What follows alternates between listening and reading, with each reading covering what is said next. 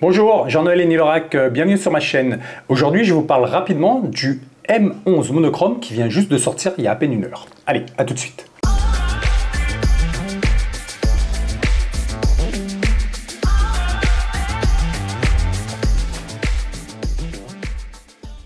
Il y a tout juste une heure, Leica vient d'annoncer deux nouveautés. Le Leica M11 monochrome, attendu, enfin moi personnellement je l'attendais, je savais qu'il allait arriver mais je ne savais pas exactement quand. Et la dernière version de leur 50 mm 1.4 Summilux asphérique en version M. Le 50, je parle brièvement du 50 parce que c'est entre guillemets une petite mise à jour. L'optique est soi-disant mieux adaptée aux hautes résolutions. C'est la même formule optique, ils l'ont amélioré un peu, ils ont mis un pare-soleil coulissant. On reste dans la même lignée que le 50 Summilux asphérique 1.4 que je vous déconseille d'essayer. Voilà, je dis ça parce que si vous l'essayez, franchement, vous allez vouloir l'acheter. Donc, je vous le déconseille, n'essayez pas le 50 Summilux asphérique. Ne faites pas l'erreur. Et sinon, voilà, le M11 monochrome. Alors, le monochrome en soi, pour les non-puristes, Leica a sorti son premier monochrome, c'était le M9 monochrome en 2012. L'idée, c'est d'enlever la formule de Bayer, qui est le traitement de la couleur sur tous les appareils numériques en couleur, utilise la formule de Bayer pour analyser la couleur dans un capteur numérique. Leica part du parti pris qu'ils enlèvent cette formule de Bayer parce que avoir cette formule impose des contraintes, on va dire, colorimétriques et contraintes aussi en termes de qualité de l'image. Voilà, après, ça le fait, tous les boîtiers numériques ont ça depuis la nuit des temps des boîtiers numériques, si on peut appeler ça la nuit des temps. En enlevant la matrice de Bayer, Leica s'enlève plein de contraintes et on gagne en qualité. Qualité de l'image, on n'a plus les aberrations colorimétriques évidemment parce qu'on est en noir et blanc, mais du coup on arrive à choper plus de détails. Voilà. Et en fait voilà, mais par contre vous avez un capteur monochrome. Vous achetez un boîtier qui ne fait que du noir et blanc. Voilà. Alors le monochrome, je dois vous dire que, alors je vous l'ai dit, hein, depuis 2012, et depuis 2012 c'est quelque chose qui me fait kiffer, mais j'ai jamais acheté de monochrome. Voilà, j'ai jamais acheté de monochrome. Je crois que j'ai eu une fois l'opportunité d'en acheter un. Quand je parle de l'opportunité, c'est l'envie et l'argent derrière. Voilà, il faut que ces deux choses soient réunies. Et j'ai eu une fois la possibilité d'en acheter et je ne l'ai pas fait parce que cette contrainte d'avoir que du noir et blanc avec du numérique, à l'ère du numérique en soi, hein, j'ai du mal à passer le cap en fait. Hein. J'ai du mal à passer le cap à me dire que j'achète cher. Leica c'est cher, hein, mais là c'est encore plus cher. Et j'achète un boîtier plus cher pour ne faire que du noir et blanc. Même si je reconnais qu'on en a pour son argent entre guillemets. On en a pour son argent parce que la qualité est au rendez-vous. Et alors, les détracteurs me diront, oui, on fait une photo couleur et on passe à un preset en noir et blanc. C'est vrai. Et franchement, dans 90% des cas, ça va passer, honnêtement. Vos clients ne verront pas la différence. Mais maintenant, si vous êtes un amoureux de l'image, vous ne pouvez pas me dire que c'est pareil. C'est pas pareil. La qualité d'un capteur monochrome brut, elle est ouf. Et franchement, elle est ouf, quoi. Est-ce que ça vaut ce prix-là? Bon, voilà, ça c'est à chacun. Moi, perso, jusqu'à maintenant, j'ai pas trouvé que ça valait le prix, en plus pour acheter un monochrome. Et aussi dans l'utilisation, parce que vous partez avec...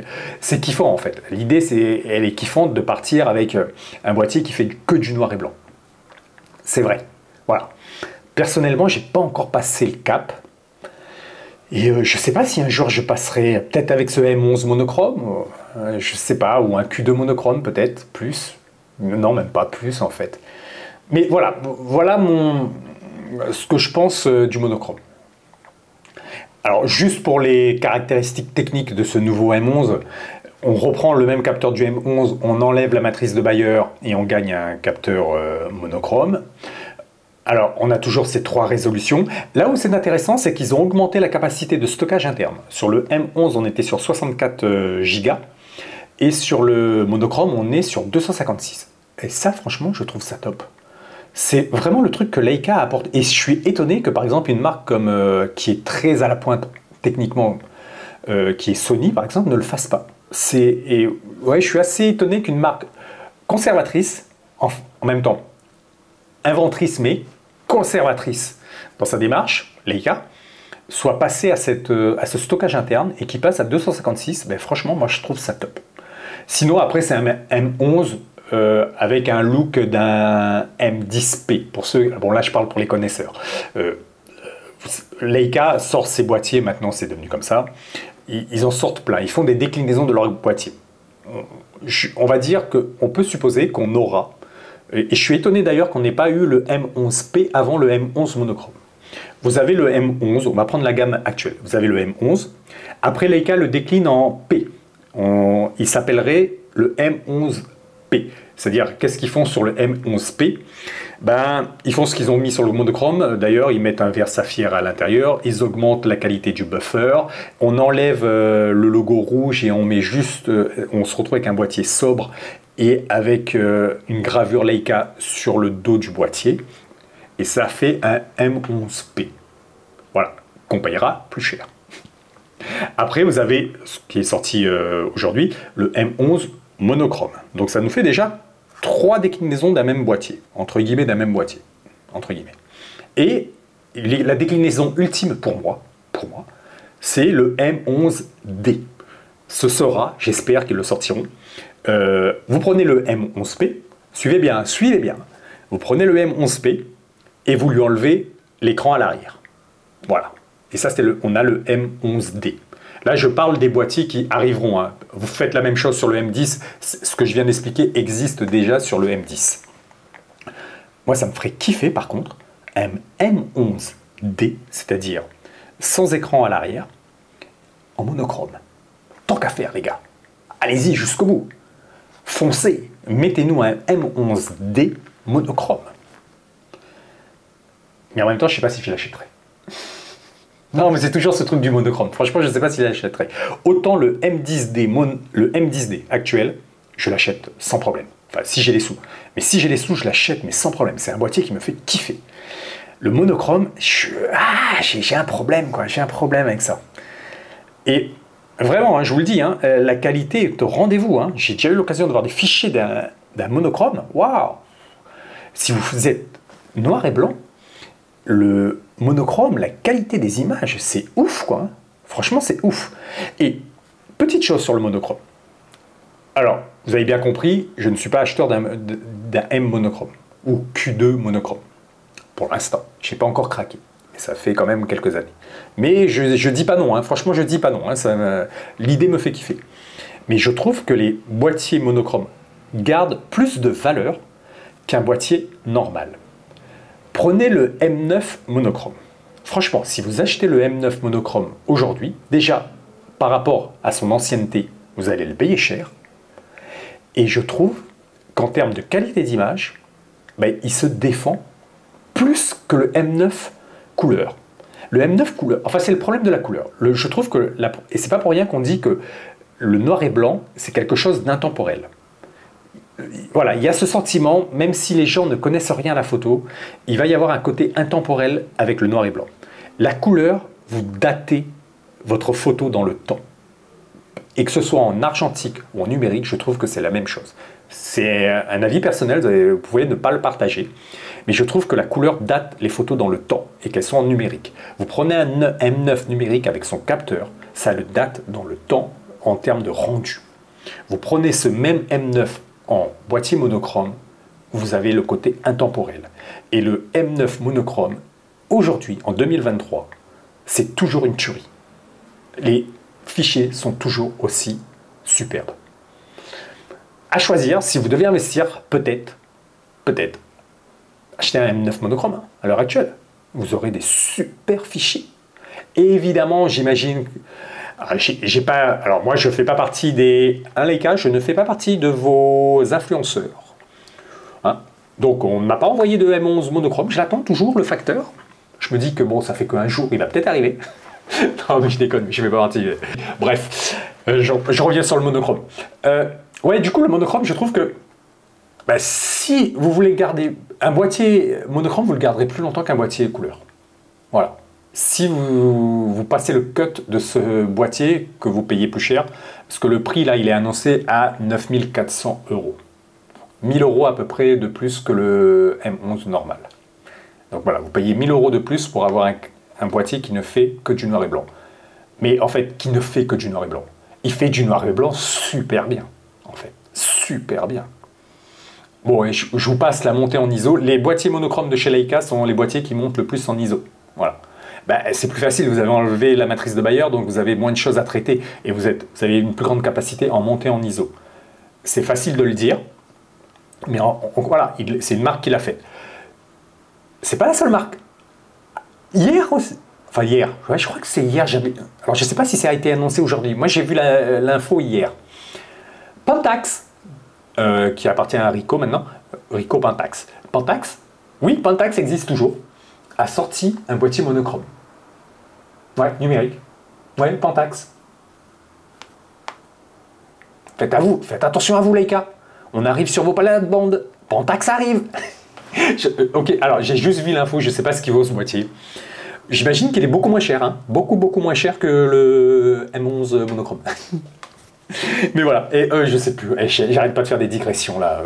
En soi, je discute parce que je l'ai pas le boîtier en fait, je l'ai pas en main. Je vous parle d'un truc que je n'ai pas en main, mais j'ai aucun doute sur la qualité de l'objet.